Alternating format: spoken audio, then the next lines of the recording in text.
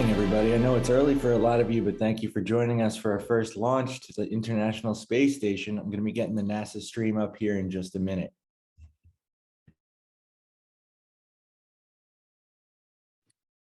Good morning.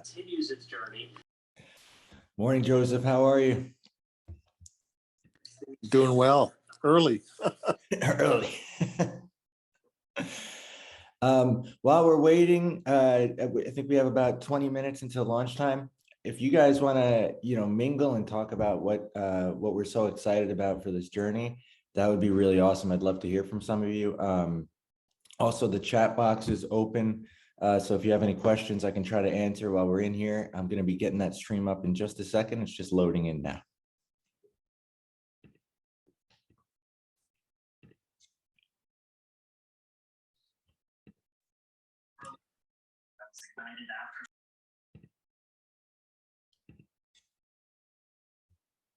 Three of the 9 M1D engines will reignite and then shut down again.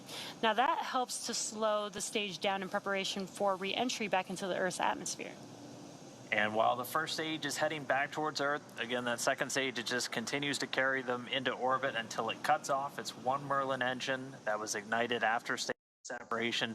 And once that happens, we wait for the call out and the confirmation of what's called a good orbital insertion, just essentially they're where we expect them to be in outer space. About 90 seconds after Dragon gets into orbit, Falcon 9 will land back on Earth. Now, the landing burn is just a single engine burn, and that's powerful enough to bring the vehicle's speed down rapidly in order to touch down and land on our drone ship about 9.5 minutes into the mission. And while Falcon 9's first stage is landing, Dragon is just getting ready to separate from the second stage of the Falcon 9 rocket. It takes about 3 minutes after we get on orbit, and we just wait for the vehicle to cancel out any rates, essentially make sure everything's nice and stable before the two spacecraft separate. We should get a great view from the second stage of Dragon's trunk as it flies free. Once Dragon is a short distance away, it starts going into a number of checkouts immediately, looking at some of those Draco maneuvering thrusters. There's 12 around the service section of Dragon. Those are the first ones that get checked out. They'll also increase that separation distance from Falcon 9's second stage. These are not the Super Dracos. Those are disabled as soon as we hit this point on orbit. They're only used in an abort scenario. Once we're in outer space, those are disabled for the remainder of the mission. About 40 seconds after separation, Dragon's nose cone deploy sequence will begin. It will take roughly 4 minutes for the nose cone hooks to unlatch and open, and that exposes its guidance navigation controls, or GNC, that will help Dragon autonomously fly to the space station. And once that nose cone's deployed, the remaining 4 Draco thrusters on the forward bulkhead get checked out. And from there, it's about 16 hours for Dragon to go through the rendezvous and approach phases, undergoing a number of what's called phasing burns as it makes its way to the station, just essentially raising its orbit and chasing down the orbiting lab. Stage 2 cryohelium loading. And so all of that's going to be coming up soon. Let's check back in with Chelsea over at Mission Control Houston. Chelsea? Hey, thanks, Dan. Flight controllers here in Mission Control are laser focused on the onboard systems of the space station, making sure it's ready to receive the Dragon vehicle later tonight. They'll also be making sure that all communication links between the station, Dragon, and the ground are working properly. The consensus is that everything is proceeding nominally. Teams here in Mission Control Houston, the team in Hawthorne, and the astronauts aboard the space station will monitor the autonomous docking of the Dragon spacecraft tonight. They'll perform a series of leak checks, then work to open the hatches both on the Dragon side and inside the station's pressurized mating adapter. We expect hatch opening to take place about an hour and a half after docking. Once on board, the astronauts will be greeted by Space Station Commander Tom Marshburn, and the whole space station crew will join in for welcoming remarks to the new crew members. From there on out, they will no longer be referred to as Crew 4, as we're calling them today, but rather flight engineers of the International Space Station. Here in Mission Control, Flight Director Anthony Varia is on console overseeing the team for launch, and Adi Boulos will be on console for docking. But we'll be on air continuously through Crew 4's arrival, but launch coverage of docking is expected around 8:15 p.m. Eastern. And that's it for Mission Control. I'll toss it back to the team in Florida. Daryl, I'm excited for launch. How's it looking? All right, thank you, Chelsea, and so are we. We're looking great weather-wise here. Range is green, weather is green, and well, we're green and ready to go for this launch. We are just T-minus 23 minutes and counting from the launch of Crew 4, the 4th astronaut rotation mission to the International Space Station under NASA's Commercial Crew Program. And it's going to be a good one, folks. The 4 astronauts are strapped in: Commander Kjell Lindgren, pilot Bob Hines, and mission specialists Jessica Watkins and Samantha Cristoforetti. They are strapped into their seats inside Crew Dragon Freedom. And we can see a live shot of their rocket as we look to the screen right now. That is the Falcon 9. The rocket fueling operation is well underway. The launch escape system is armed, and that means Crew Dragon is prepared to launch itself away from the Falcon 9 rocket in case of an emergency on the pad or even after liftoff. So far, operations look and sound as expected. We are counting down to that liftoff at 3:52 and 55 seconds in the morning, Eastern Daylight Time. And so far, everything has looked right on. It has. It's wonderful to see just 22 minutes and 32 seconds remaining on the clock. I'm starting to get really excited. When you were sitting inside that spacecraft, how did you feel? Well, at that point, you are really focused. You are, you've sort of stopped with the chit chat and the storytelling, and you are very much watching the progress of the propellant loading, knowing that the time is counting down, and you're just really starting to get your head in the game and be ready for what's happening next. That's a very serious part of the countdown, is that propellant flowing in. You can see those systems as you're looking on your screen and monitoring them. The mission is the continuation of rotational crew flights to the International Space Station from U.S. soil on private rockets and spacecraft, and this would not be possible without the success of NASA SpaceX Demo 2, a test flight 2 years ago, if you can believe it, the safe delivery and return of Crews 1 and 2, and of course, Crew 2 back on Earth 6 months ago, and that's why we have with us the pilot from Crew 2, Megan MacArthur. Appreciate you being here. Absolutely. It's hard to believe it. I've been home for 6 months already and launched almost a year ago, but time travels. Flying. Yeah, it keeps moving. It was 6 months that you were up in space. Do you notice that you were in space like now?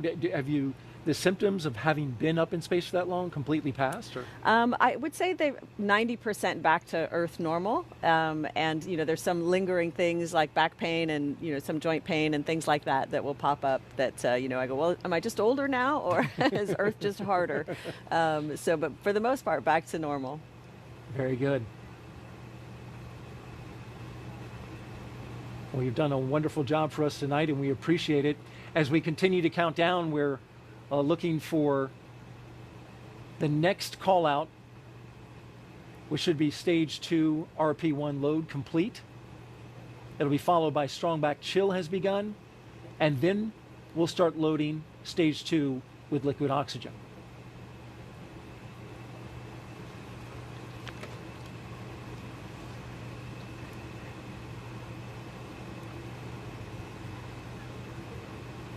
Stage 2 RP1 load is complete.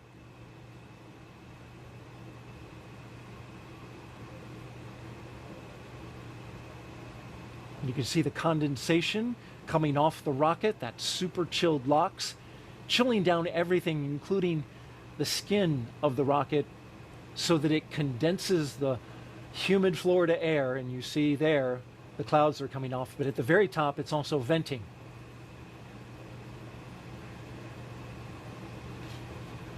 T-minus 19 minutes, 40 seconds and counting.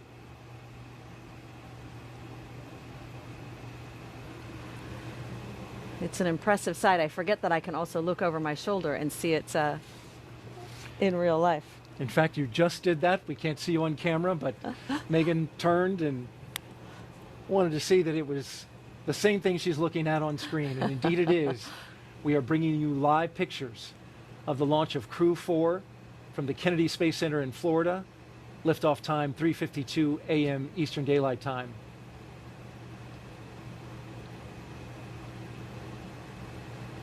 If you're just joining us, we want to tell you a little bit about the crew on board. Dr. Kjell Lindgren is the commander. He was born in Taipei, Taiwan, but spent most of his childhood overseas in England. He is married with 3 children. He was an instructor and jump master with the U.S. Air Force Academy, and he also has a doctorate in medicine. He served as a NASA flight surgeon and then as an astronaut aboard Soyuz, where he spent 141 days in space during Expedition 44 and 45. And as I mentioned, today he is the commander of Crew Dragon. Sitting next to him is his pilot, Bob Hines, who was born in Fayetteville, North Carolina. There he is. He's married with 3 daughters. He has a Master of Science degree in aerospace engineering and served 21 years in the U.S. Air Force as a test pilot and as a fighter pilot in the F-15E. He came to NASA as a research pilot, but today he's the Crew 4 pilot for Crew Dragon Freedom. A fine commander and pilot. You understand the role of pilot very well. You served it in Crew 2. That's right. The pilot's role is largely to help the commander keep track of what's going on with the systems, any off-nominal conditions, while the pilot is monitoring where the vehicle is and where it's going. So you work very closely together. Jessica Watkins is one of our 2 mission specialists, and she considers Lafayette, Colorado her hometown. Her college rugby team won the national championship in 2008. She's a geologist who completed several internships with NASA, including one testing system designs for the Mars Perseverance rover. She became an astronaut in 2017, one of the many turtles that are going around here at the NASA astronaut crew team. She's going up into space for the very first time as a mission specialist. The second mission specialist is Samantha Cristoforetti. She was born in Milan, Italy. She has 2 children. She's a fighter pilot, and in 2013, Cristoforetti launched into space aboard a Soyuz for a long-duration spaceflight to the International Space Station. Several years later, she was awarded the Knight Grand Cross of the Order of Merit from the President of Italy. And today she returns to space with Crew 4, 2 fine mission specialists. Now, each of these 4 crew members will be a part of Expedition 67 once they arrive at the International Space Station. If you are here locally and watching this broadcast and want to step away from the Stage 2 screen, lock load has begun. just heard the call out for Stage 2 prop load.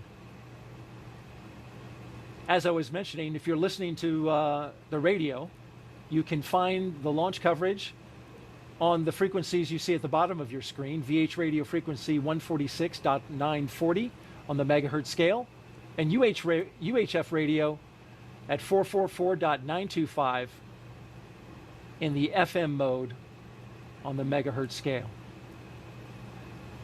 All of that can be seen, or heard rather, here on the Space Coast.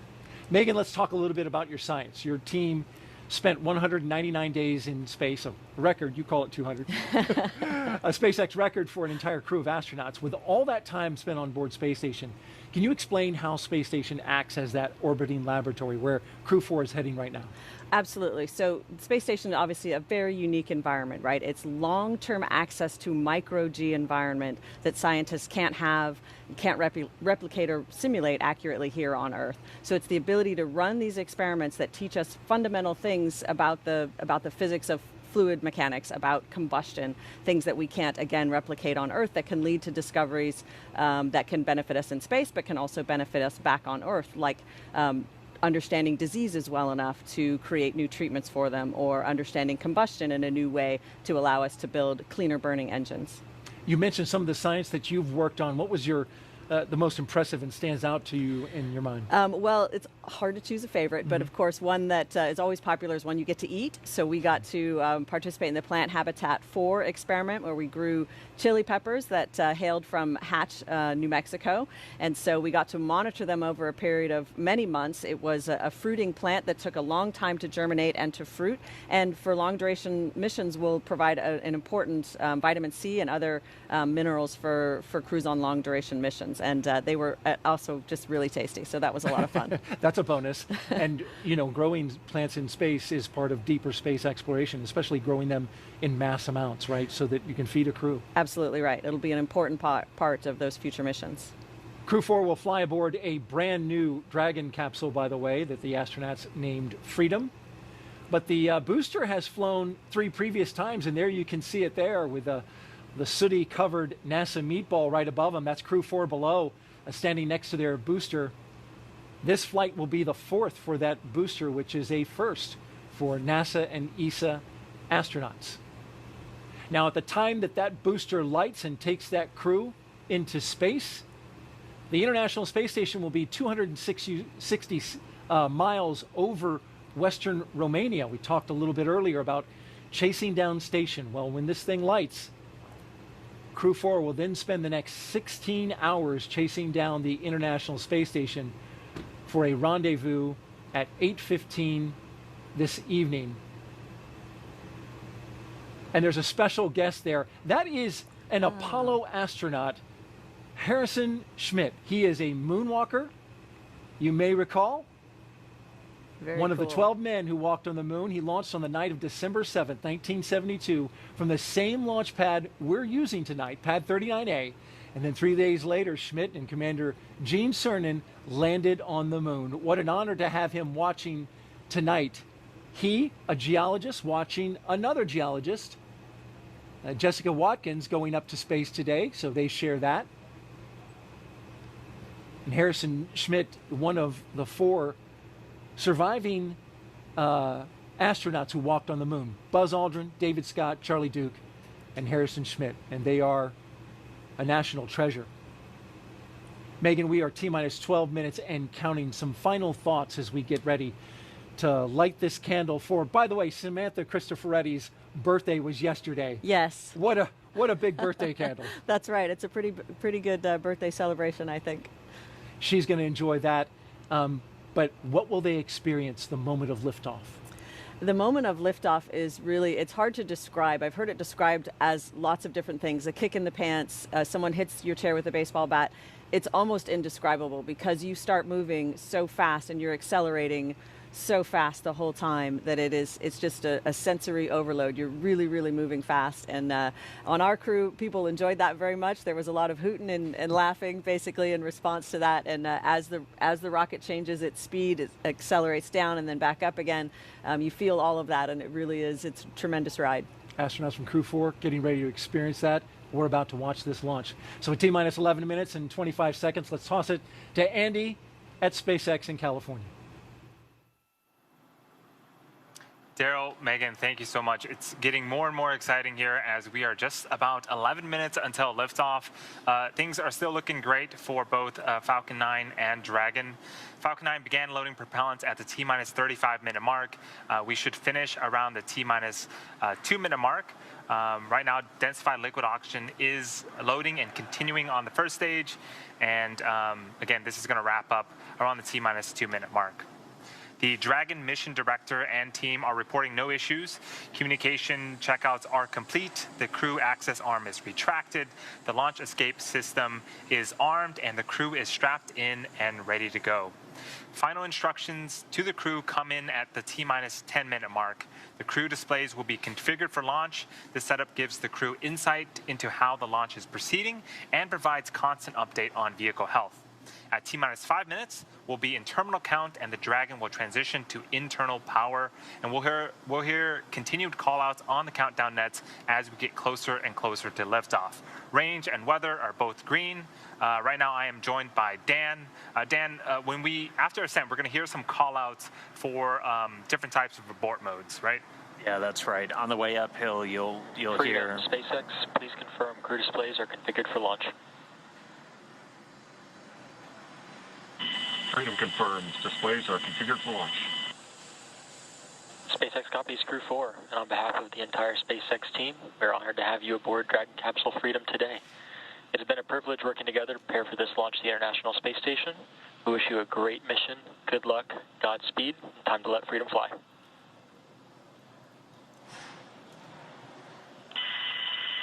Copy, SpaceX. We'd like to take this opportunity to extend our thanks to our NASA, SpaceX, international partner teams, and most of all our families for getting us to the threshold of this amazing opportunity to launch to the International Space Station from Kennedy Space Center. A heartfelt thank you to every one of you that made this possible. Now, let's let Falcon roar and freedom ring. Okay, so crew displays are configured. The crew just reported they're good to go. They're ready to launch. Saw a couple of fist bumps there. But yeah, as you mentioned, we'll hear a couple of different call outs on the way uphill, a combination letter and a number. You'll hear 1A right at liftoff, and these just correspond to the different abort modes. There's 2 for the first stage, and then A through E for the second stage, and these are telling the crew essentially which direction Dragon's going to be pointing when it performs a burn of those Super Draco engines. Also gives you an idea of where they're likely to come down if we have an abort on the way uphill. But you'll hear those throughout the flight uphill. You'll also hear a number of call outs from some of the key positions on the Falcon 9 team, the guidance, navigation, and control officer, and also the prop lead. And we're going to be looking to hear trajectory nominal, propulsion nominal, just as we make that flight uphill. It's going to be about a 9-minute trip from ground to orbit. And right now we're just 8 minutes away. And we've got a couple more events coming up starting at right around 7 minutes, right, Andy? Yeah, in about 50 seconds at T-minus 7 minutes, we're going to begin engine chill on the first stage engine. This is where we inject a small amount of super chilled liquid oxygen into the Merlin engine turbopumps before letting the full flow of LOX during ignition. So we do this in order to make sure that we don't shock the engines because liquid oxygen is so cold.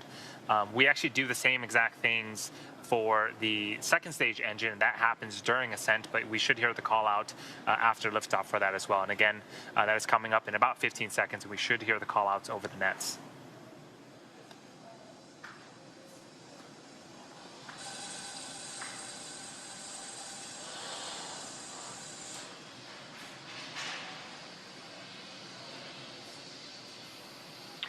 Stage 1 engine chill has started. And that was the call out. So again, a small amount of super chilled liquid oxygen being flowed into the Merlin engine turbopumps. Those 9 Merlin engines on the bottom of the first stage. All right, now we've got a couple more events coming up. Right at about T-minus 6 minutes, so in 40 seconds from now, our next prop load milestone will be complete. We'll have all of the RP1, the fuel for stage 1, fully on board. It's at about 99% right now, so we should hear that any moment. After that, we'll hear a number of call-outs related to the Dragon flight computer. They'll get ready to configure for terminal count and then move on to internal power. Stage 1 RP1 load is complete. And then we hear the RP1 load is complete, so we got that a little early. So all of the RP1, the refined kerosene, is on board the Falcon 9, both the first stage just completing. We already heard that the second stage completed a short time ago. Coming up, we're going to hear the call out for Dragon to transition to configure for terminal count and then transition over to internal power. And then we'll hear the propellant tanks on Falcon 9 getting ready to pressurize, adding some additional rigidity and structural support as we get ready for the strong back to retract. It'll move just a couple of degrees at first, and then we'll see it swing open completely at the moment of liftoff. And that strong back providing access to Falcon 9. It's also providing all of the fueling lines and umbilicals for both prop load and all of the different gases being loaded on board the vehicle. So those are coming up. We're going to continue to check through a couple more fueling milestones as well. The final one we're going to hear is at just 2 minutes before flight when we get the liquid oxygen finished on board that second stage. Dragon is in configure for terminal count. Falcon 9 tanks are pressurizing for strong back retract. So that call out that we just heard, Falcon 9 is beginning to pressurize for the strong back retract. So if you look closely on the left-hand side of your screen, or excuse me, the left-hand side of the vehicle, there is a large truss structure. That is the strong back. We have some clamp arms just at the bottom of Dragon. In about... Retract sequence has started. Stand by for Well, right now, those clamp arms are beginning to open up. You can see them right behind all of the white clouds around the vehicle. Once that is fully open, then the strong back structure will retract away to its pre-launch position about 2 degrees away from the vehicle. And as we get closer to D0, it will continue to recline back to make room for Falcon 9 and Dragon to lift off and clear the launch pad. So here's a great shot of those clamp arms at the bottom of the screen, opening wide open. And we should see that structure to the right of Falcon 9 and Dragon begin to recline away from the vehicles.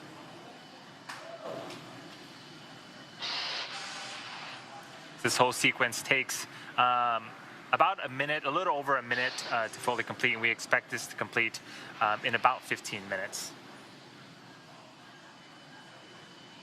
15 seconds. So you can see on screen that strong back is beginning to recline away from Dragon and Falcon 9.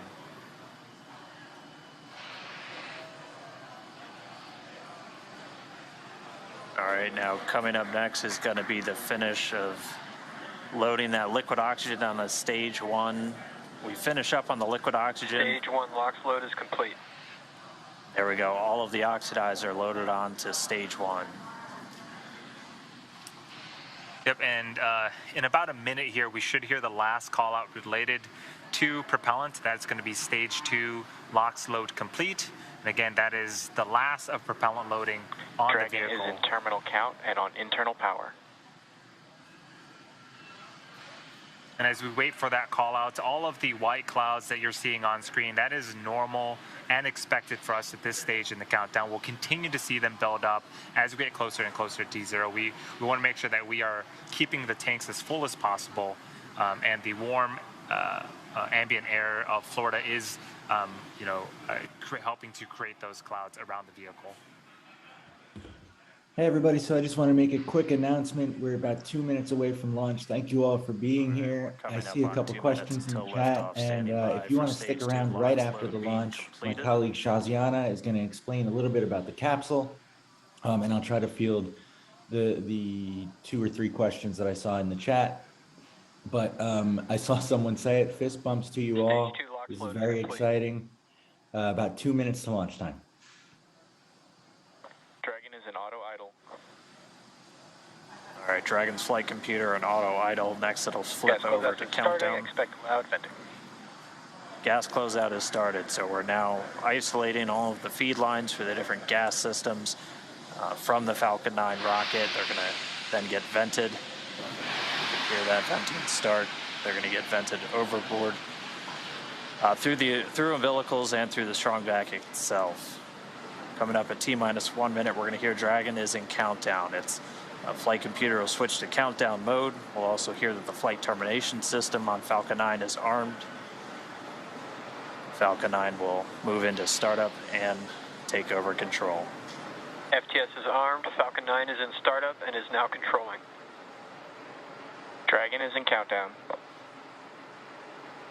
Dragon's flight computer in countdown. The FTS, that flight termination system on. Freedom, SpaceX, go for Crew 4 launch.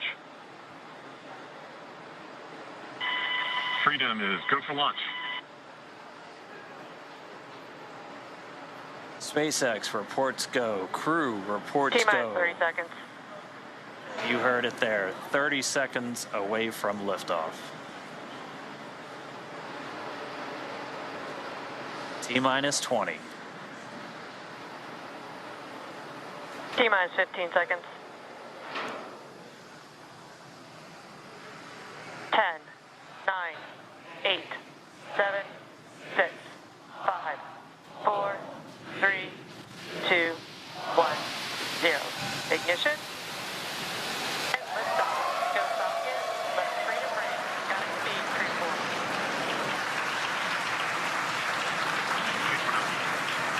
Vehicle is pitching downrange. Quality 1 Alpha. Freedom soars and the Dragon flies forth. Vehicle already pitching downrange. All 9 Merlin engines have lit. Stage 1 propulsion is nominal. Getting good performance on stage 1 propulsion already.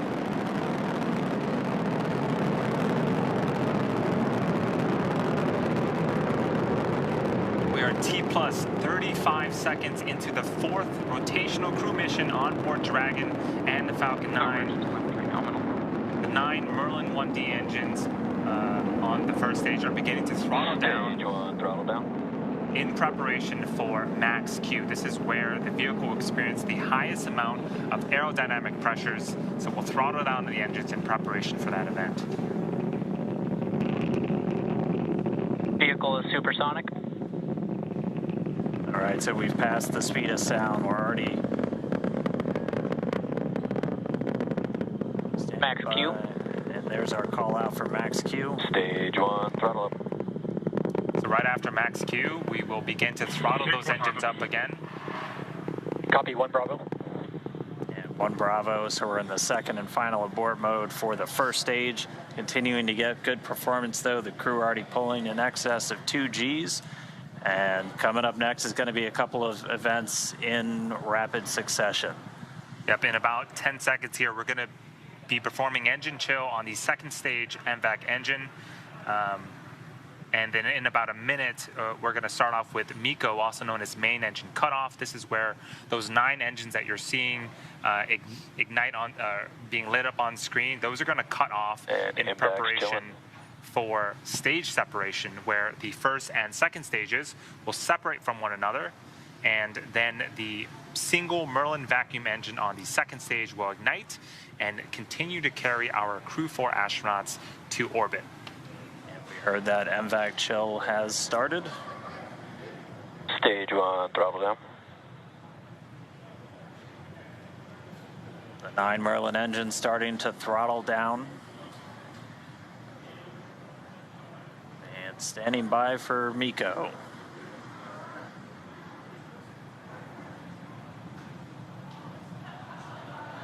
And MECO. Stage separation confirmed. So MECO, stage separations confirmed.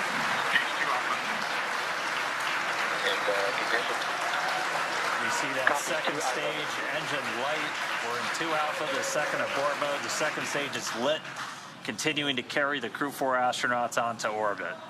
And this is a fantastic view. On the left-hand side, this is the first stage, now separated from the second stage, but it's still being illuminated by that single Merlin vacuum engine on the second stage on the right-hand side of your screen. So right now, the first stage is making its way back to Earth to attempt its 4th landing on our drone ship, a shortfall of gravitas.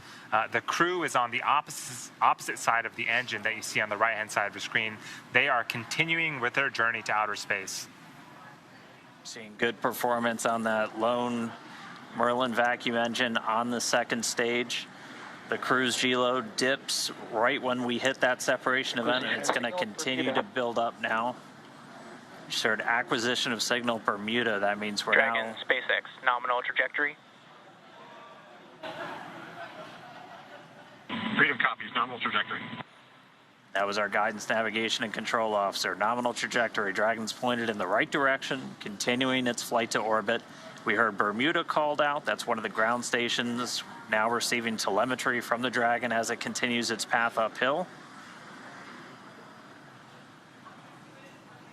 So we'll have the dueling boxes here for a while as the first stage makes its way down. That second stage going to continue firing until about a little over 8 minutes into the flight. Doing the heavy lifting now. The first stage has a couple of events itself in order to land on a drone ship. So at T plus 7 minutes and 25 seconds, it's going to start its entry burn. It's going to be one of 2 burns. This is where 3 of the 9 Merlin Dragon, engines SpaceX, nominal trajectory. on the first stage will relight and burn for about 30 seconds in order to slow the vehicle down before hitting the denser parts of the Earth's atmosphere. Acquisition of signal, New Hampshire. All right, now on the New Hampshire ground station, another call out there from our guidance, navigation, and control officer, nominal trajectory. Second stage continues to power. Call out just then, propulsion is nominal, the engine performing as expected. Crew pulling a little more than 1 1/4 Gs right now. Again, that's going to continue to ramp up, peaking just before we get to that second stage cutoff. Yep, this single engine here, Dan, can produce over 220,000 pounds of thrust in the vacuum of space, so they are definitely feeling it. And we're already about 200 kilometers in altitude.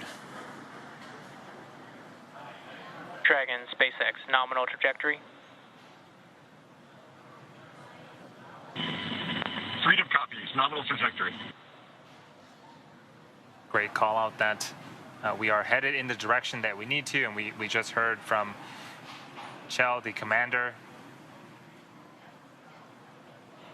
And we should get one more of those trajectory check-ins in about 30 seconds from now. And then we'll start to hit our events in rapid succession as the first stage continues to make its way back home. The second stage will start to wrap up its job of delivering these astronauts into orbit.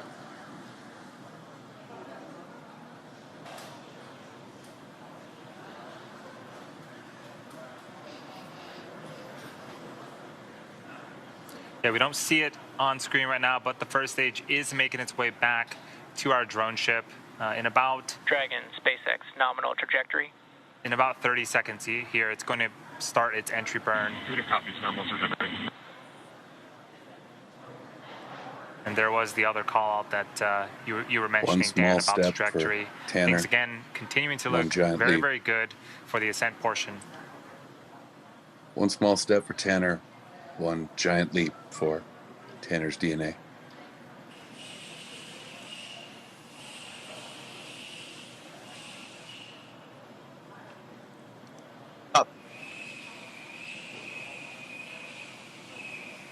Stage 2, flight termination system. So for those just joining us, we are Entry burn startup.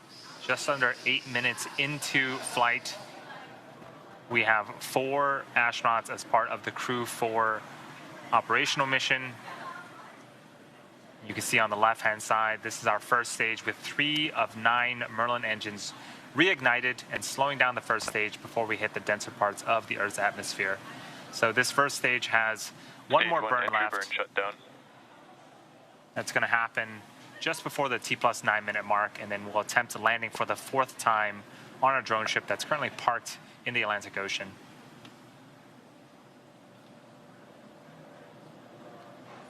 So as that entry burn completes, Terminal guidance.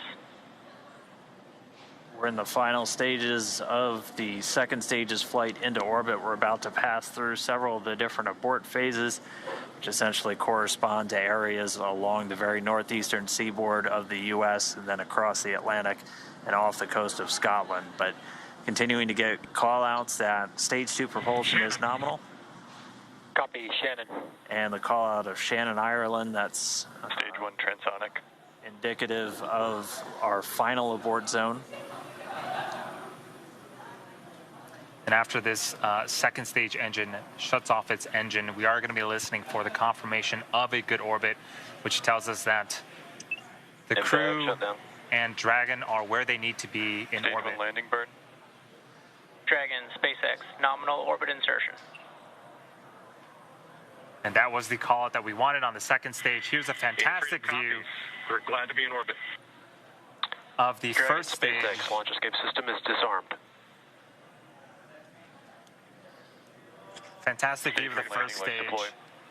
Landing legs have been deployed, returning back to Earth for a 4th time. And just like that, a 4th landing as part of the Crew 4 mission. You can hear the applause behind us.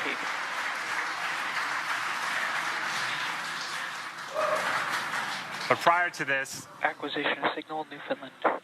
we saw the crew, we heard that the crew has been successfully inserted into a good orbit, and this is them in 0G, and 2 of them for the first time. And getting a look, it looks like we might have a couple of 0G indicators. I see a turtle in Bob Hines' hands. That is the nickname for the astronaut class from 2017, of which he and Jessica Watkins were a part. I believe we've got a monkey floating over by Samantha Cristoforetti. But first view of Crew 4 on orbit. experiencing microgravity. They're still attached to that second stage, which at this point is going to continue to coast for a couple of minutes. It's got small reaction control thrusters on the upper part of the second stage that can be used to cancel out rates, essentially making sure that they're on a stable coast before we get to that separation event, after which we'll see Dragon Freedom flying free for the first time. We've got, yeah, a couple of stowaways. The Turtle class really does seem to be taken over now with a Turtle 0G indicator. All right, we should be just about a minute away from that separation, after which a number of activation and checkouts occur automatically. First, checking out 12 of those Draco maneuvering thrusters all around the service section of the Dragon capsule. We'll also start to get ready for the nose cone opening, which it stays closed for the flight uphill to help protect all of those guidance, navigation, and control sensors. It's also covering 4 of the Draco thrusters that we're going to be using for providing the majority of the thrust, the push, for these different phasing burns as Dragon chases down the space station. But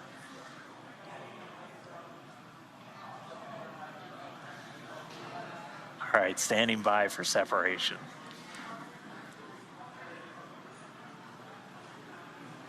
So typically we'll get a shot from the second stage looking at the unpressurized service section of the Dragon. And there it is. What a magnificent view.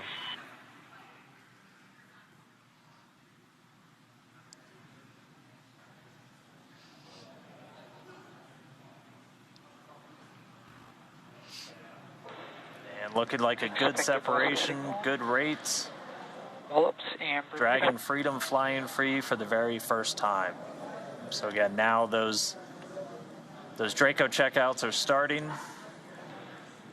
And pretty shortly we'll get to the nose cone deploy, and that's when they'll start to open up hooks that are holding the nose cone in place, and it sounds like that has begun. And expected loss of signal, New Hampshire.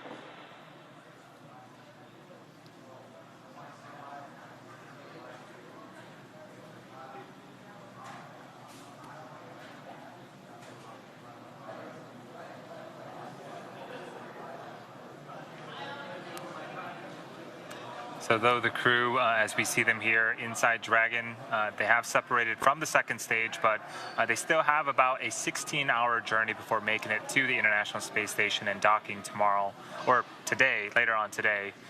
But it is so great to see them flying free in space. They do. And we did get confirmation that that nose cone deploy sequence has started. So again, those 6 hooks that hold the nose cone in place during the launch and ascent portions have to retract, and then the nose cone will be able to start to swing open and deploy, and that will uncover a number of critical systems for Dragon's flight up to the space station, not the least of which Freedom, LD, I hope you enjoyed your ride. It's been an honor flying with you, Chell, Farmer, Samantha, Jessica. Have a safe journey to the space station. Say hi to Crew 3 for us, and we'll look forward to seeing you when you get home. Indeed, the dream is alive. Have some words from our CE. Dragon, CE, privilege having you fly with us. Good mission. We'll see you later.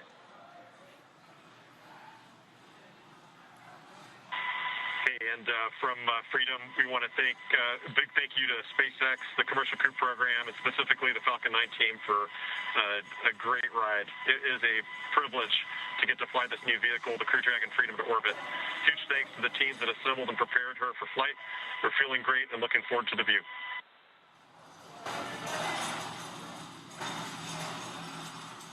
All right, so some congratulatory words from the launch director and the chief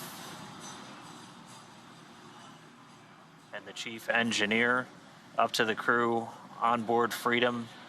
Shell radioing down their thanks for the smooth ride to orbit.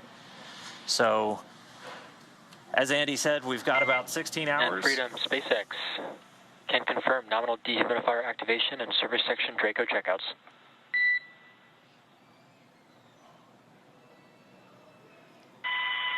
Freedom copies. Equals activation complete. We're going to go visors up. And that call from the core here in Hawthorne. Core copies, your go. Indicating that we had good checkouts of those 12 Draco thrusters around the service section. There's 4 to go after we get the nose cone open and the ECLIS, the environmental control and life support system, activated and running inside Dragon. Crew will be able to get their visors open and pretty soon get... All right, everybody. So as you can hear there, it's about a 16-hour journey now for the astronauts to make it to the International Space Station along with our capsule. I want to just take a moment. Oh, Ben's here. Hey, Ben. That's Ben, the founder of LifeShip, everybody. Hey, everyone. That's exciting. I joined in a bit late. I overslept my alarm. But I'm excited to be here. And yeah, I was at Cape Canaveral earlier this week. I was hoping to launch in person on Saturday.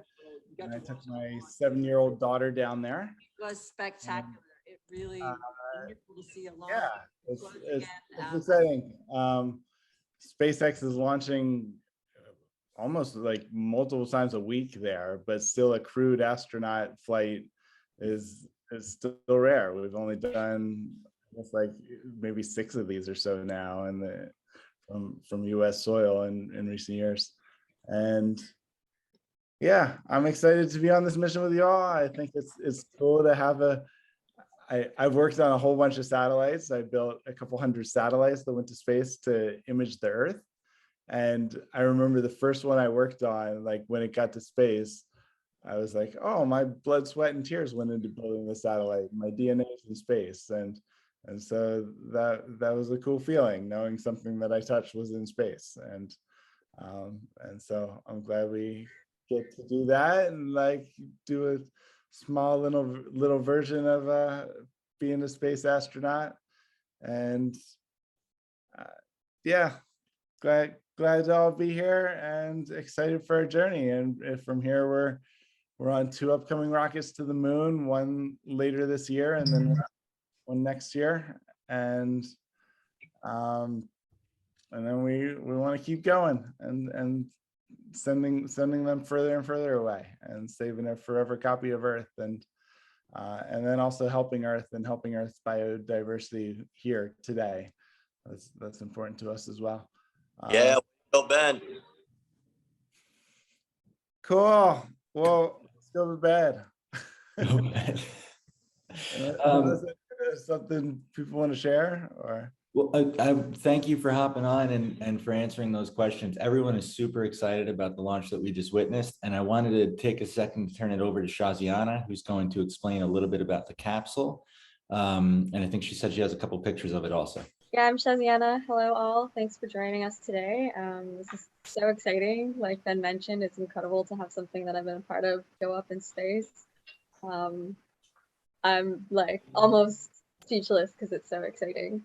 Yeah, I had a hand in the capsule design and helping out with coordinating the mission with Ben. And it's been incredible.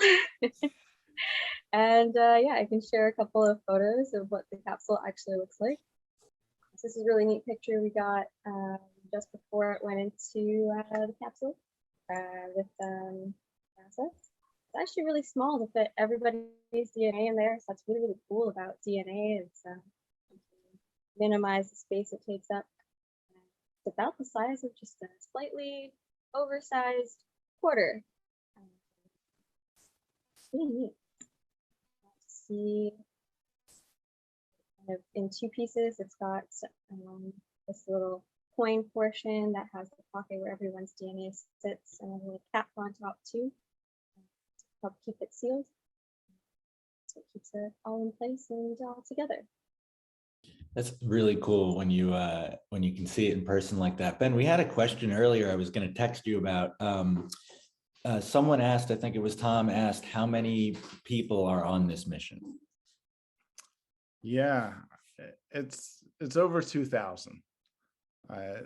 Yeah, and because we had to, we have a bunch more people who've joined since, but we had to pack this up and ship this probably about 4 months ago. So it's all the people that joined before then. Very cool. That's incredible. So does anyone want to hop in? We had a few people chatting earlier. Does anyone want to hop in with comments, questions? Just want to share your feelings about it, because I don't know about you guys, but watching that launch was incredibly inspiring.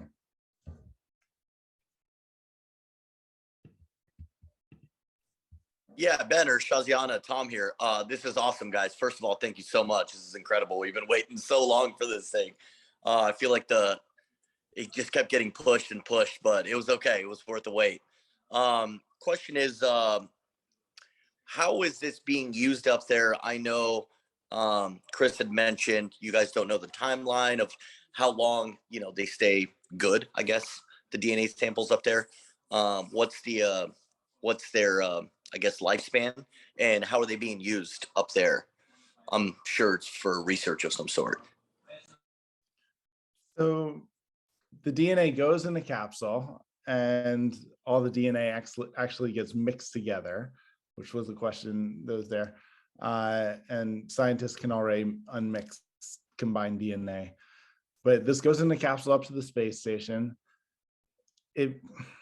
I'm not sure the exact schedule. It might be as short as like 6 months it's up there, but I believe it's longer, and we're planning on sending another one with the same DNA and then added to it in about another 6 months. So we hope to get overlap there, but really it's, when you think about having an off-world record of Earth, that makes sense. And the space station is one logical place because it's our closest home that we always have people at. And then the moon seems like another logical place because it's the closest big object in the sky that we can look up and put something on.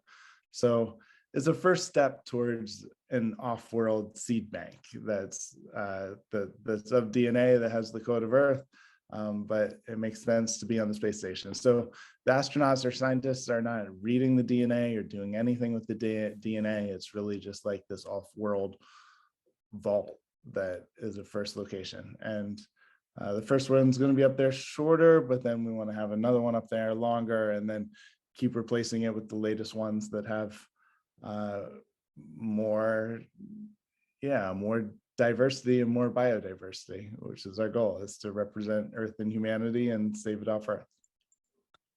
Really cool, man. Thank you so much. Thanks for being here, Tom. And thank you all for being here also. I want to recognize how early in the morning it is for everybody. And it's so cool that so many of you showed up. We have a couple more questions in the chat. Will there be a certificate that we can download to commemorate our involvement in this cool DNA capsule?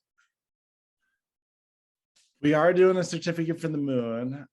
And we hope that'll be an NFT that everyone gets. That's the plan. And then we'll also have some sort of certificate that gets emailed to you. I'm not sure if we're going to do one for this launcher yet. Yeah, we'll see. We'll probably do something, but we're not sure quite yet. Cool. Does anyone else want to hop in?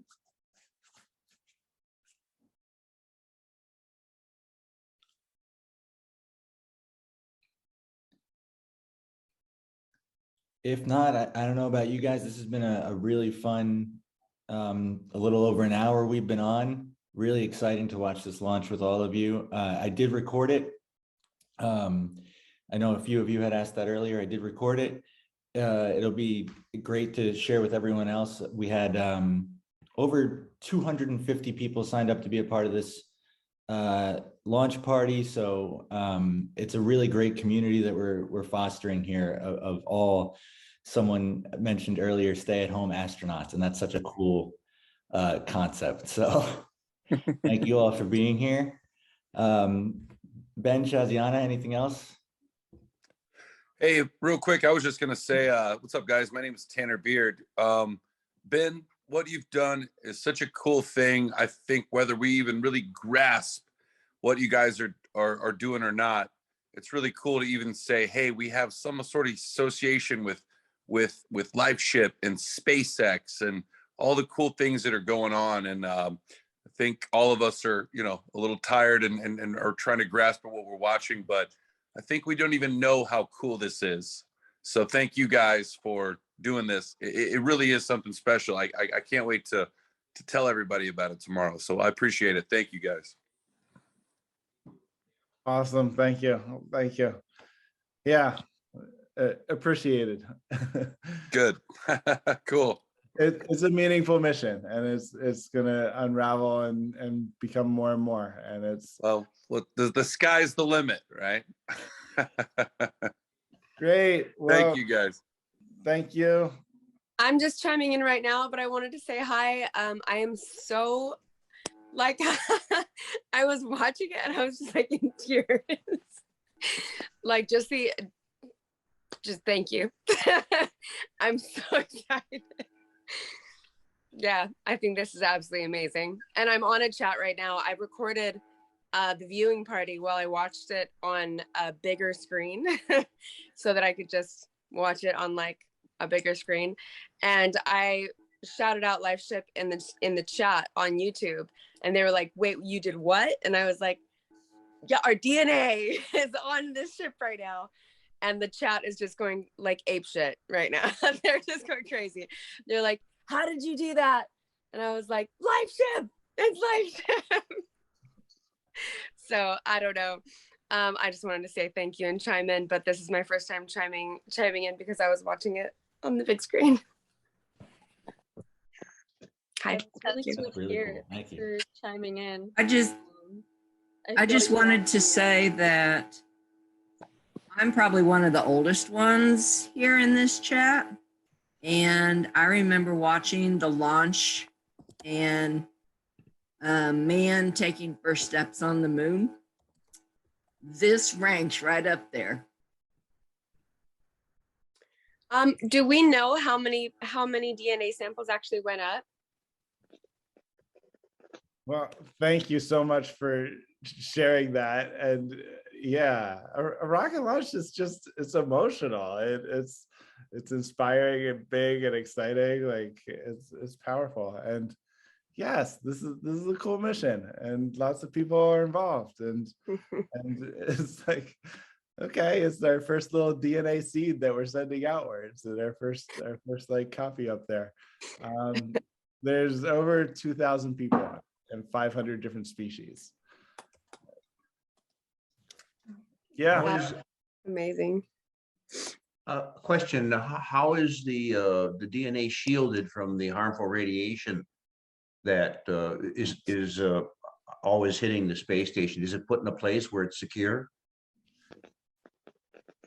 So the radiation in the space station, I believe, is only twice what it is on Earth, and so it's higher, and it'll lead to more degradation, but the DNA should still last for like tens of thousands of years in this way.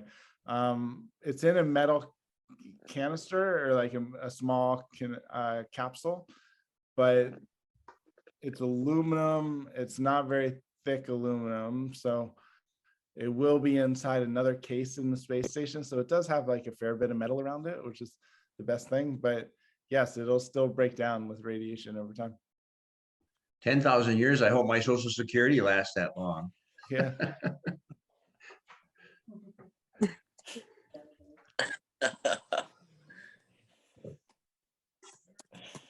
Anyone else want to share what they're excited about, or why they're here, or what they thought of the launch? I just had one last comment that I wanted to make. I think that the science is fantastic. Science is oftentimes far removed from the average person in the not only the United States but in the world, and this brings the science, well, in my case, right into my living room and onto my computer, and I think that's really fantastic. It makes you feel part of everything as opposed to an outsider, and I really appreciate the opportunity to be part of it. Is anybody are you guys doing this again? there's a lot of people asking on this big group chat that I'm in right now. And also, are you guys going to have the opportunity to send ashes up into space at any point?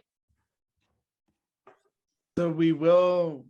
We're getting on more missions, and so we want to fly regularly to space, and then we do have another kit. We don't have permission to fly ashes to the space station, but the moon mission has it. So you can get a kit on our site in the shop drop down menu for ashes, and we have a lot of people that are sending their loved ones to the moon with them.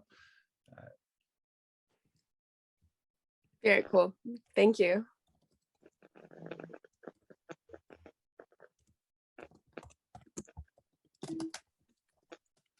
Anyone else? I know this was addressed earlier, but we do have a question about when our moon launch is. Yeah. So our first mission, mission 1, which you needed to have your DNA back by, I think, the end of March last year, because we had to ship this capsule. That one is with the DNA goes in a larger record made by ARC mission, and then it's ULA is the rocket, and then Astrobotic builds the moon lander. That one is, it says later this year is the latest we have on that one. If your DNA was sent in after April last year, and you're on mission 2, then that is a SpaceX rocket with a Firefly lander, and that's scheduled for later next year. So there's still a bit of wait. We hope to get you in space on another mission before then. But yeah, those are our first 2 moon missions. Woo! Awesome. Thanks, guys. Thank you, Ben and team. Yeah. Thank you, community. Thank you. This is awesome to be together and share the excitement of space. Cool. Thank you guys all for being here. Good night, everyone. Thank you, guys.